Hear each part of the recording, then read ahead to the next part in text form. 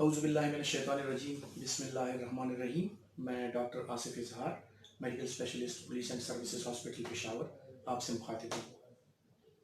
आप मुख्तलिफ़ वीडियोज़ में मुख्तलिफ़ टीवी चैनल्स पर मुख्तलिफ़ जो सोशल मीडिया चैनल्स हैं और मुख्तलिफ़ जो हमारे मीडिया, प्रिंट मीडिया है, इलेक्ट्रॉनिक मीडिया है, उसमें ज़्यादातर आप आजकल असाबी मसाइल के बारे में पढ़ते भी चले आ रहे हैं, देखते भी चले आ रहे हैं। सो आज ज़रा सा डिस्कस करते हैं कि असाबी मसाइल बुनियादी तौर पर हैं क्या, उनकी वजूहात क्या हैं, किस किस किस्म के असाबी मसाइल हैं जो कि हमारे लोगों में पाए जाते हैं और कौन कौन लोग इसका शिकार हो सकते हैं और इनसे बचने के लिए आपको क्या करना चाहिए। असाबी मसाइल का अगर मैं जिक्र करूं तो ज़्यादातर जो हमारे लोगों में असाबी मसाइल पाए जाते हैं वो डिप्रेशन के हवाले से हैं। और डिप्रेशन आजकल के दौर में जो है तो लोगों के लिए एक बहुत ही बड़ी मुसीबत बनी हुई है और लोगों को समझ नहीं होती। बुनियादी तौर पे उन लोगों में डिप्रेशन की अलामात होती हैं जिनको वो मुख्तलिफ बीमारियों की शक्ल में देखते हैं और उनका जो है तो सही तरह से तशखीस नहीं हो पाती और लोग जो है तो अपनी ज़िंदगी से बेजार और अपनी सेहत से नाला रहते हैं। अगर देखा जाए तो आजकल के जैसे हालात हैं और जिस तरह ज़िंदगी तेज़ी से गुजर रही है और जितनी तेज़ी ज़िंदगी में आ गई है, जितना कंपटीशन आ गया है, सो इस लिहाज से अगर देखा जाए तो आजकल के लोगों में जो असाबी पेचीदगियाँ हैं, असाबी बीमारियाँ हैं और खुसूसी तौर पे डिप्रेशन, उसका आजकल ज़रा ज़्यादा लोगों में पाया जाता है। डिप्रेशन का ये है कि उसके लिए ज़रूरी नहीं है कि आपको कोई आइडेंटिफाइड या ऐसी कोई बीमारी या ऐसा कोई मसला हो जिसका आप तयन कर सकें और आप उसका तयन करके ये बता सकें कि मुझे इस वजह से जो है तो डिप्रेशन है। डिप्रेशन किसी भी वजह से हो सकता है। बुनियादी तौर पे इसकी दो बड़ी मैं आपको किस्में बता देता हूँ कि जिसमें एक एंडोजेनस डिप्रेशन है और एक एक्सोजेनस डिप्रेशन है। एक्सोजेनस डिप्रेशन के बारे में अगर मैं आपको बताऊं तो वो ये हो सकता है कि आपको या जिस बंदे को, जिस मरीज को डिप्रेशन हो, सो वो इस बात का तयन कर सकता है कि मुझे फलां कोई मसला दरपेश है और उसकी वजह से मैं डिप्रेशन का शिकार हूँ, जिसमें मकरूज होना, किसी पे कर्जा चढ़ा हुआ होता है, किसी का जो है तो कारोबार सही तरह से नहीं चल रहा होता, किसी को कोई घरेलू परेशानियां होती हैं, फैमिली रीजंस होती हैं जिनकी वजह से वो डिप्रेशन का शिकार हो जाते हैं और वो बाकायदा तौर पे उस फैक्टर को आइडेंटिफाई कर सकते हैं कि इस वजह से मुझे परेशानी और जहनी कोफ्त और जहनी मसाइल का मैं शिकार हूँ। इसके अलावा बाज़ औक़ात ये होता है कि कोई आइडेंटिफाइड फैक्टर आपको नजर नहीं आ रहा होता, लेकिन आप जो है शदीद आसाबी तनाव का और आसाबी कमजोरी का और डिप्रेशन का शिकार हो जाते हैं। आसाबी कमजोरी या आसाबी तनाव का आपको कैसे पता हो कि आप ये जान सकें कि खुदा न खास्ता आपको आसाबी कमजोरी या डिप्रेशन या आसाबी तनाव है। इसमें सबसे बुनियादी चीज जो है वो ये है कि नींद की कमी।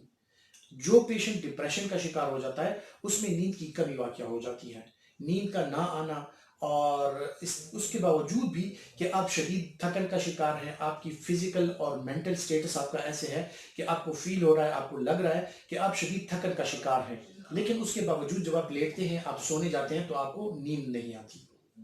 नींद की कमी के अलावा अगर देखा जाए तो इसके अलावा एक और चीज़ है और वो ये है कि जिन लोगों में डिप्रेशन का मर्ज है उन लोगों में एनर्जी,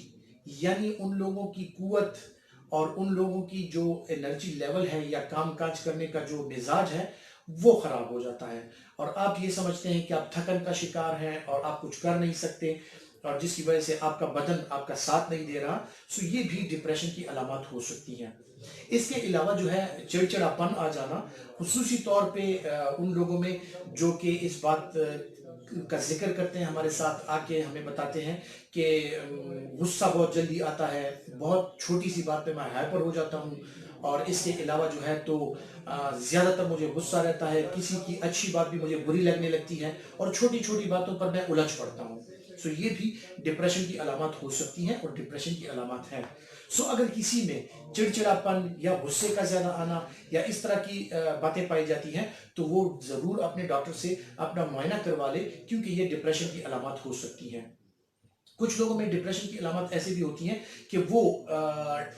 आइसोलेशन का शिकार हो जाते हैं, मतलब उनको किसी चीज़ में उनके लिए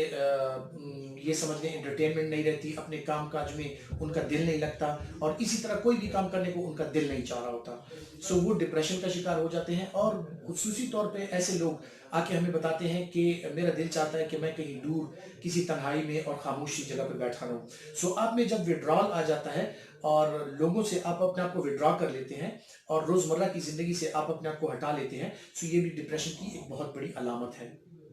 इसके अलावा जो है तो डिप्रेशन की जो अलामत हैं उनमें अक्सर औकात देखा गया है कि इन लोगों में अक्सर औकात इन लोगों का ये होता है कि इनका दिल उदास रहता है, इनमें वीपिंग स्पेल्स यानी इनको रोना आता है, खाना खाने को दिल नहीं कर रहा होता, और जो नॉर्मली उनकी हॉबीज हैं या जो नॉर्मली उनका पसंदीदा मशगला या मशागिल हैं उनमें भी बंदे का दिल नहीं लग रहा होता, और बंदा जो है सो अपने आप को विड्रॉ कर लेता है और आसाबी तनाव का शिकार हो जाता है।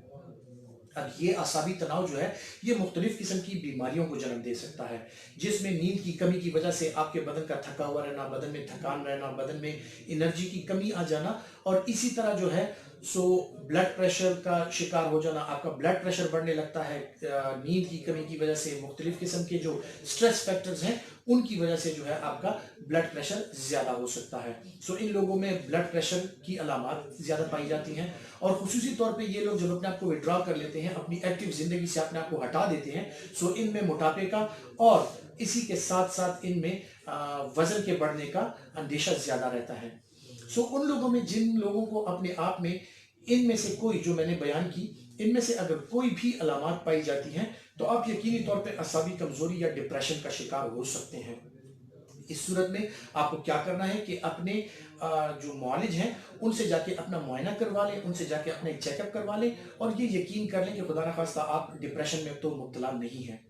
इससे बचा कैसे जा सकता है? डिप्रेशन से बचने का अमल जो है वो काफी आसान है, और इसमें सबसे पहले जो मैं आपको बात बताना चाहता हूं वो ये है कि आप किसी अच्छे मशागिल में और किसी भी करामत चीज में अपने आप को मसरूफ कर लें। जिस तरह की रीडिंग हो गई, आप कोई अच्छी किताब पढ़ सकते हैं। इसके अलावा जो है तो सबसे जरूरी जो मैं समझता हूं जो आजकल है वो एक्टिव स्पोर्ट्स हैं।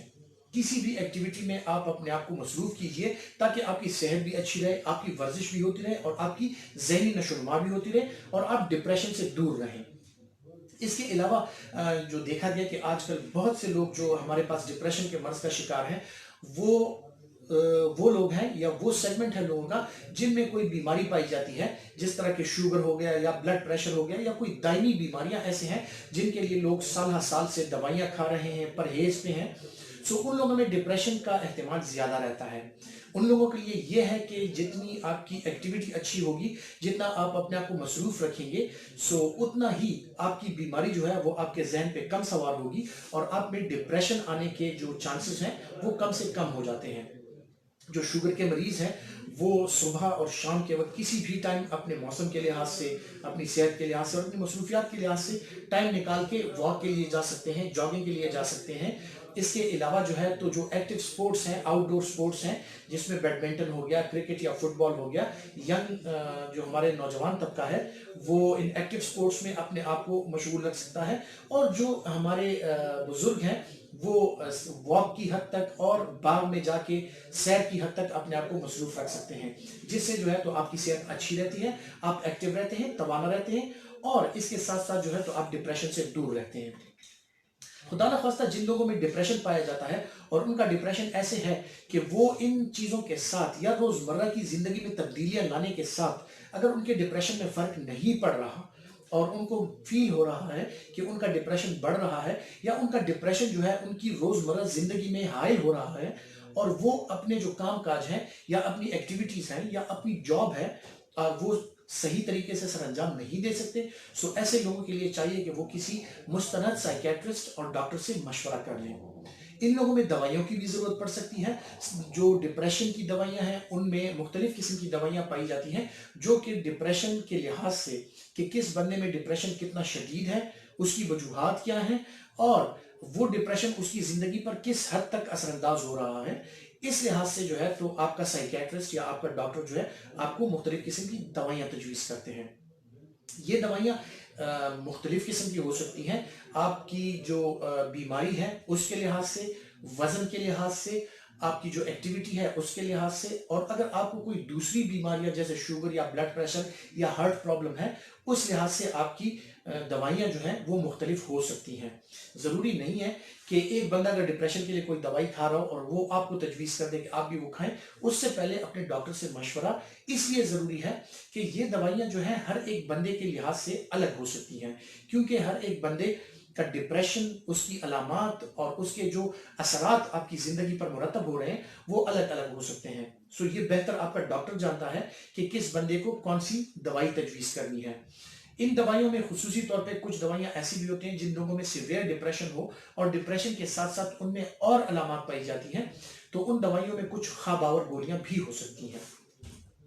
एक चीज जो मैं अपने नाज़रीन को बताना चाहता हूं कि साइकियाट्रिस्ट के पास जाने का हरगिज ये मतलब नहीं है कि खुदा ना खास्ता कोई ऐसी जहनी बीमारी है कि जो आपको साइकियाट्रिस्ट के पास लेके जा रही है, क्योंकि अक्सर औकात देखा गया है जो बदकिस्मती से हमारे लोग साइकियाट्रिस्ट से ट्रीटमेंट लेते हैं, हमारे यहाँ आम तौर पे एक सोच ये पाई जाती है कि जो लोग साइकियाट्रिस्ट के पास जाते हैं खुदा न खास्ता वो पागल हैं, या साइकियाट्रिस्ट जो है वो पागलों के डॉक्टर गर्दाने जाते हैं। ऐसा बिल्कुल भी नहीं है। साइकियाट्रिस्ट जो है वो बेहतर समझते हैं कि आपकी अलामात डिप्रेशन की है या इसके अलावा कोई और अलामात हैं, और साइकियाट्रिस्ट जो है न सिर्फ दवाइयों के साथ बल्कि आपका सेशन लेके साइकोथेरेपी के साथ आपका इलाज कर सकता है, और उसको बेहतर पता है कि किसका इलाज कैसे किया जाना चाहिए। सो एक चीज जो मैं सबके जहनों से निकालना चाहता हूं वो ये है कि एक मिसकंसेप्शन है कि साइकियाट्रिस्ट का नाम अगर हम किसी को तजवीज़ करते हैं कि आप फलां साइकियाट्रिस्ट के पास जाएं, तो आगे से जवाब ये मिलता है कि मैं पागल तो नहीं हूं कि पागलों के डॉक्टर के पास जाऊं। साइकियाट्रिस्ट बिल्कुल पागलों के डॉक्टर नहीं होते। साइकियाट्रिस्ट जो है वो न सिर्फ दवाई के साथ बल्कि जो साइकोथेरेपी है आपकी उसके साथ साथ आपको कॉग्निटिव बिहेवियरल थेरेपी, यानी आपको ऐसी टिप्स देते हैं जिसके साथ आप अपनी जहनी और जिस्मानी नशोनुमा में भरपूर तरीके से उसमें चेंज ला सकते हैं और एक खुश व खुर्रम जिंदगी गुजार सकते हैं। सो अपना ख्याल रखिए और इन चीज़ों पे खास तवज्जो दीजिए। आपकी सेहत आपके लिए सबसे ज़रूरी चीज़ है। अपना ख्याल रखिए। अल्लाह हाफिज़।